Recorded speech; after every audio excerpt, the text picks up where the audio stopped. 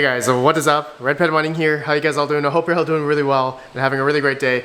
In this video, I'm going to be playing around with this FPGA, and it is specifically a SQRL or SQRL product, and it is a Forest Kitten 33. So I'm going to show you guys the specifications of it real quick here. It has a Vertex Ultra Scale Plus VU33P chip, which I believe is from Xilinx, and it has 8 GB of on-die HBM2 memory, as well as 962,000 logic cells and 610 gigabits per second high memory bandwidth. So that's pretty cool, all those specifications. And just to let you guys know, I'm not an expert in FPGAs. I have no idea, what consists of, the bit streams or the software or anything like that. I'm a noob at this, and I've got a bunch of information from a lot of people, how to get it going. And the main reasons why I am excited about this thing is because it can mine Ethereum. So I want to show you guys the Ethereum hash rate for this thing, as well as the, the efficiency, the power consumption that this thing is going to take. I have Space Goat's power meter here, and the whole system right now is about 40 watts at the wall. So I have, the motherboard, CPU, RAM, SSD, power supply, and the FK33 plugged in. And I also have Space Goat's other meter here, which is a PCIe meter, which we will try later in this video just to see how much power just the FK33 is drawing, not the whole system. But we can have both meters plugged in, and we can do like a delta between the both, and we'll see how much power that this FK33 can do mining Ethereum. So really excited. For people that are interested in buying this is not sponsored or anything, but there are a few people on my Discord. His name is Benjamin. If you guys want to buy an FK33, I believe they go for about $600 to $700 right now. So if you guys are interested, come on Discord and we can help you, point you to the right direction on getting your hands on one of these FPGAs. Now, I don't know whether or not if this is really good for mining Ethereum or not, and comparing it to like a 5700 or maybe the new 30 series GPUs from Nvidia that are coming out real soon. So I don't have the software installed or anything yet. I have a how-to here from SQRL, like a getting started on the Forest Kitten 33. I'll have it linked down below so you guys can check out what I'm talking about. Just looking at this, it has a pretty in-depth how-to on how to install this FK33 and all the bit streams and software and stuff. But as well, I have another document here that I got from someone on Discord. They told me that the one on the SQRL website is not really up to date, so I have another one here that I'm gonna follow as well. And I'm going to refer back to this how-to. I'm not going to record myself going through all this. I'm just, I'm really excited to get this started. So I'm going to do this off camera, and I'm going to follow all these instructions here, and you guys can see what I have to do here. You can freeze frame it. And I got some help from other people on Discord as well to get this started. So it doesn't sound too difficult. I actually already have everything downloaded. I have all the software and the Ethereum miner for the FPGA, the bitstream, and all that stuff. And I wanted to show you guys how it's plugged in before I get started.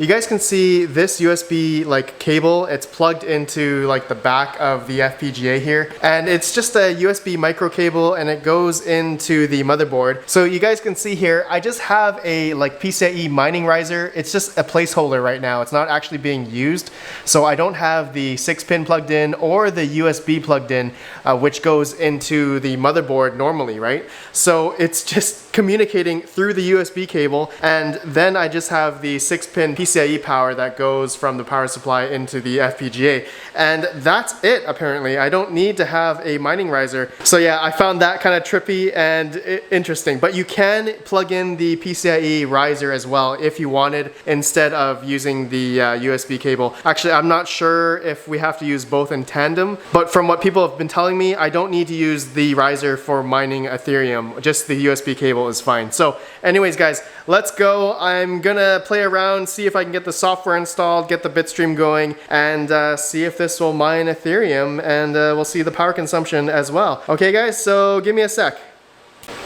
Okay, I got it going, my friends, and it was really easy to set up in Windows. I thought it would be difficult, but it was actually really easy. And if people want a separate video on how to get it going in Windows, if there's enough interest, let me know down in the comments, and I can make a separate video. Obviously, if people buy this thing, then I can show you guys how to get going in Windows, but it was really easy, to be honest. Alright, so you guys are probably wondering what the hash rates are, but at the moment, it's doing an auto-tuning right now, so So the hash rate numbers looks like they're jumping all over the place right now. So 18 mega hash, 30 something mega hash, 25 mega hash. It's doing a tuning period right now. Really, honestly, I think this is a really cool little FPGA, you know, field programmable gate array. And you guys know with FPGAs, they can be reprogrammed to mine basically anything or do anything. So multi-purpose, and I think that's really cool. And you guys are probably wondering the power consumption, and obviously it's doing the auto tuning thing right now. So it's been jumping from like, you know, 90 watts to 120 watts for the whole system total. And initially, actually, when I started the miner, it was doing about 45 to 47 mega hash in this miner here. But since it's doing its auto tuning thing, it's now, you know, going lower and higher and changing the voltages and stuff by itself. So I'm just gonna let this go, and we'll see once it's done the final power consumption and the mega hash number. All right, so I'll be right back. Okay, so I decided to, you know, stop the auto tuning, and I was just reading the batch file for the miner here. And actually, if you guys can see right here, it says auto tune parameter. Auto tune can take up to 60 to 90 minutes to complete tuning. So I was waiting for like 30 minutes, and I'm like, oh man, this is taking forever. So I decided to just add REM right in front there, so it removes the auto tuning. And so now you guys can see the actual hash rate that I can achieve just right away.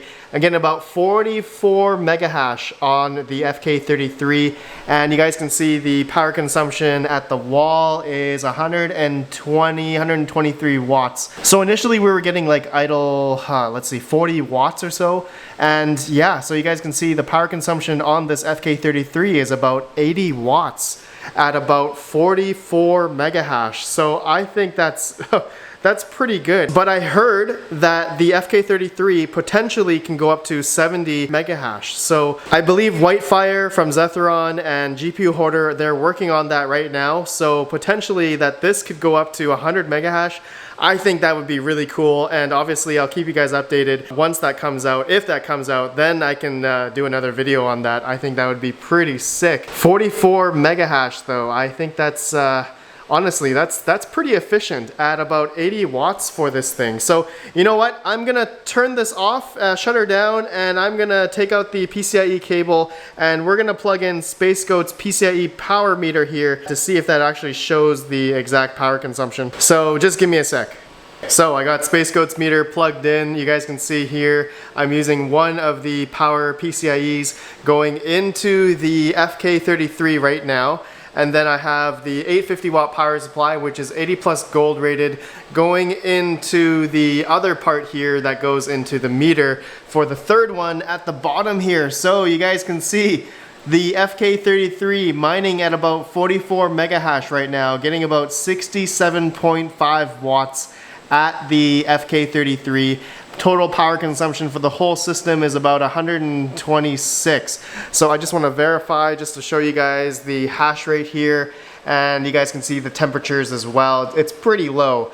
And the HBM temperature is also really low as well at 58C and 58C. So what I know is that this thing has two 4 gigabyte HBM2 chips, I believe, and total for 8 obviously.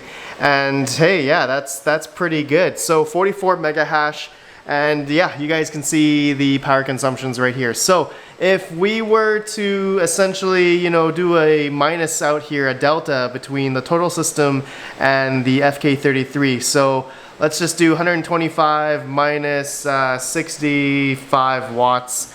And we get about 60 watts left, okay? So that's gonna be about another 40, I would say, is for the system idle. So then we're gonna get another we have another 20 watts left. So I'm gonna say that's due to the efficiency or the, you know, the rating for the power supply, which is 80 plus gold. So I'm not sure if it's maybe taking some more power from the power supply itself, the fan, the RGB that's going on in the power supply, and maybe some other stuff that's happening that the system needs in order to mine, right? And so yeah, you guys can see here, it's been fluctuating from like 64 to 67 watts at the FK33, and yeah, the total system power you guys can see there. So yeah, I would say that's pretty on point. So maybe this FK33, it's not taking 80 watts, it's actually taking between 60 and 70 watts at the wall for the FK33, mining at 44 mega hash, which is just insane. It's actually, this is really efficient, and man, I'm quite amazed at the efficiency at this little thing. So guys, I think that's it. I'm pretty impressed on how this little FPGA, and when I say little, when I compare it to like a RX 480, for example, this is a 470, sorry, 8 GB card, you can see the size difference, and obviously the cooler is a lot smaller, you know, just a smaller footprint on this FPGA versus a GPU, okay? So that's obviously really cool. So anyways, guys, I think that's it. Let me know what you think about these numbers here, the power consumption and the hash rate that I just showed you guys. Let me know down below. And for any of the FPGA people who are watching this video, please let me know your thoughts. I want to know, you know, your opinions, know the testing that I just did here, if it's correct, if you guys think the power consumption that I did here on this meter, you know, going from PCIe to essentially, yeah, PCIe going through this little meter here, if this looks correct. If not, please let me know down below. All right, and I just want to end off. Thank you to whoever sent me the FK33. I really appreciate it, man, or woman, I'm not sure, but thank you so much, and I will definitely cherish this forever. And I'll have an update for you guys as well. I'm actually mining to Ethermine, so I'll let you guys know the the profitability for this thing and all that kind of stuff and shares. It's actually not connecting because I just turned it on, so it should connect in a bit. So anyways, guys, I'll see you in the next video. Have a good one, and peace out.